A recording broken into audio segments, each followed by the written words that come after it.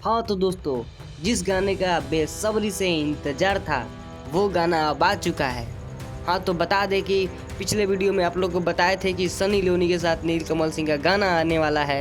वो गाना T series पे आज रिलीज हो चुका है। गाना बहुत ही शानदार, बहुत ही बवाल, बहुत ही ज़बरदस्त गाना है।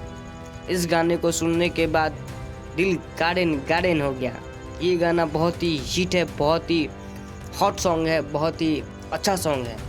इस गाने को आप लोग सुनिए, एंजॉय कीजिए। इस गाने में सनी लियोनी और नीलकमल सिंह की जोड़ी काफ़ी हिट नज़र आ रही है। इसमें नीलकमल सिंह बहुत ही अच्छा एक्टिंग की है, बहुत ही अच्छा सॉन्ग है। इस गाने का नाम है लड़की दीवानी।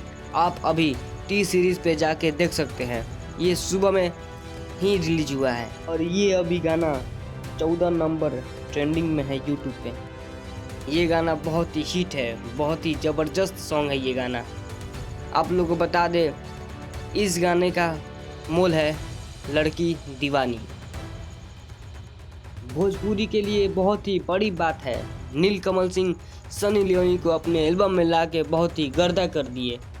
पिछले साल पवन सिंह अपने एल्बम में लाए थे और इस बार नीलकमल सिंह ने ला के गर्दा गर्दा कर दिया। तो इस तरीका का लेटेस्ट न्यूज़ आप तक पहुंचती रहेगी, तो इस मेरे चैनल को सब्सक्राइब कीजिए।